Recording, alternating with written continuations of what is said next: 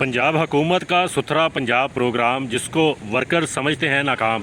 क्योंकि आज 19 तारीख़ है और मेरे पास जो मालूमात आई हैं वो कल 18 तारीख़ की मालूमात हैं। क्योंकि अब ये सुथरा पंजाब अथॉरिटी के जो इंतज़ामिया के सरबराह हैं, डीजी हैं, वो भी तब्दील हो गए हैं। बाबर साहबदीन साहब थे जो डीसी जंग लग गए हैं, पहले वो LWMC के भी थे CEO और फिर सुथरा पंजाब अथॉरिटी के डीजी लग गए। अब उनकी जगह नए डीजी साहब आ गए हैं। तो उनको जो कल 12:30 बजे ब्रीफिंग दी गई है, उस ब्रीफिंग के जो मालूमात मेरे सामने आई, मुझ तक पहुंची, उसमें ये इंकशाफ हुआ है कि पंजाब की जो तहसीलें हैं, पूरे पंजाब की जो जितने भी अजला हैं, उनकी तहसीलों में जो 76 तहसीलें हैं, जो कि कमो बेश 50% तहसीलें बनती हैं, उसमें मुलाजमीन को जो तनख्वाहें मिलती हैं वो 100% पेंडिंग है। यानी कि इन आधे सूबे के जो मुलाजमीन सुथरा पंजाब अथॉरिटी में भर्ती किए गए हैं वो तनख्वाहों से महरूम हैं। लेकिन गवर्नमेंट जो है एक तरफ इस प्रोजेक्ट को अपना फ्लैगशिप प्रोजेक्ट करार दे रही है और ये दावा करती है कि इस प्रोजेक्ट का जो मॉडल है इसको पूरी दुनिया में फ़ॉलो किया जा रहा है। बैरून मुल्क से लोग उनसे रहनुमाई ले रहे हैं, उनको कह रहे हैं कि वो अपना मॉडल हमारे साथ भी शेयर करें। माजी में भी आपने देखा होगा कि इसमें जो है वो गवर्नमेंट की जानिब से ये दावा किया गया कि बरतानिया की जानिब से उनको ये कहा गया है कि इस मॉडल को हमारे साथ भी शेयर किया जाए, ताकि हम भी इसको अपनाते हुए अपने मुल्क में ये सुथरा पंजाब का जो मॉडल है इसको अपनाएं और लोगों को साफ़ सुथरा माहौल मुहैया करें। ठीक है, हम मानते हैं कि इस जो काविश है और ये जो विज़न है इसमें कोई ऐसा दो नंबरी नहीं है। बहुत अच्छा ये काम है। गलियां लोगों की साफ़ होनी चाहिए, मोहल्ले साफ़ होने चाहिए, कूड़ा करकट नहीं होना चाहिए, आलूदगी से पाक होना चाहिए, बीमारियां आपकी ख़त्म होंगी, लोग तरोताज़ा सांस में हवा में सांस ले सकते हैं,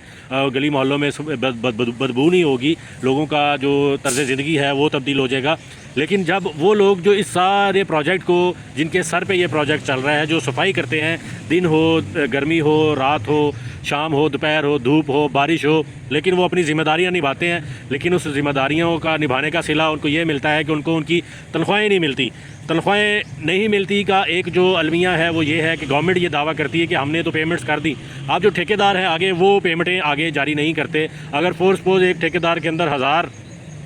वर्कर्स हैं और उनकी जो सैलरी है, अगर कमो बेस जो बेंचमार्क गवर्नमेंट ऑफ पंजाब का है सैलरीज़ का, वो 40,000 भी वो लगाएं, उसमें से ज़ाहिर अब ठेकेदार ने भी अपना कोई प्रॉफिट रखना है, फिर कोई टैक्स की कटौती हो के चलें आप ये कर लें 25-30 हज़ार रुपया एक वर्कर को अगर मिलनी है और 1000 वर्कर उसके पास है तो कितने पैसे उस ठेकेदार को मिलेंगे। अगर वो ठेकेदार वो पैसे बैंक में रखता है और उसका वो सूद खाता है या उसको कहीं और इस्तेमाल करता है और वहाँ से प्रॉफिट लेने के बाद पैसे रोके जो उसने होते हैं वो फिर इन वर्कर्स को देता है, उस दौरान वो अपनी जो है वो उधार ले के या मांग तांग के किसी से गुजारा करते हैं, बच्चों की फ़ीसें देते हैं, उन्होंने खाना पीना भी है, कोई दवाई भी लेनी है, कोई बीमार है उसका इलाज भी करवाना है, 100 मामलाते ज़िंदगी हैं। तो उनके साथ ये सलूक जो है बढ़ता जा रहा है। उसके पीछे एक बहुत बड़ी वजह हमारा ये सियासी असर और रसूख है, ये डेरेदारियों का निज़ाम है, ये चुदराहटें हैं जो हर इलाके में, हर शहर में होती हैं। पंजाब की सियासत में या मुल्क की हर सियासती जो हमारा तर्ज़ ज़िंदगी सियासत है वो यही है, जो गवर्नेंस का सिस्टम है वो यही है। हमारे MP MNA जो है अपने लोगों को नवाजने के लिए वो ये सारे काम करते हैं, जिसकी वजह से खमियाजा ये गरीब वर्कर भुगतते हैं। और उन्होंने अब ये कहा है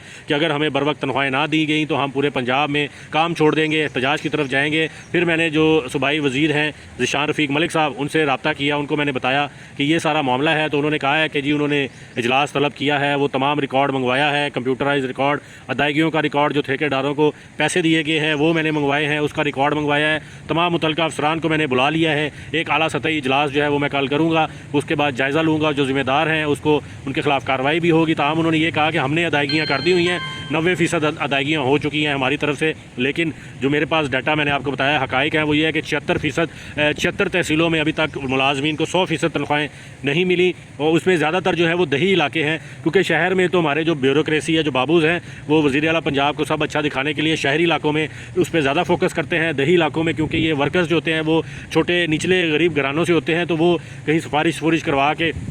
उनके असर और रसूख की बुनियाद पर ही वो भर्ती हुए होते हैं। तो फिर जब एक दबका उनको कोई चौधरी मारता है तो वो चुप करके सहम के बैठ जाते हैं कि कहीं इस नौकरी से भी हाथ ना धो बैठे, तो तनख्वाह जो है लेट तो होगी है लेकिन चलो उम्मीद तो है मिल जाएगी। तो ये सारा मामला है। अब ज़िशान रफ़ीक मलिक साहब और वज़ीर आला पंजाब साहब, उनका इम्तहान है कि वो ये जो फ्लैगशिप प्रोजेक्ट है जिसकी तारीफ़ पूरी दुनिया कर रही है, बैरून मुल्क भी हो रही है, हम भी उसकी मुतरिफ़ हैं इस विज़न के, इस प्रोजेक्ट के, लेकिन इसमें जो आगे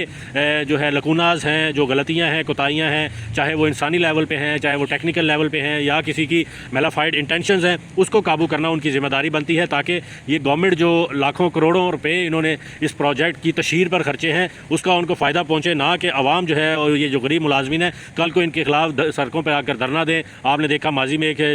मुलाजिम ने खुदसोजी भी की है और इस तरह बहुत सारे लोग अक्सर औक़ात आपको धरना सोशल मीडिया पर देते हुए एहतजाज करते हुए दिखाई देते हैं। तो अब इनका इम्तिहान है कि वो इस मामलों की किस तरह जल्द अज जल्द रिजॉल्व करते हैं।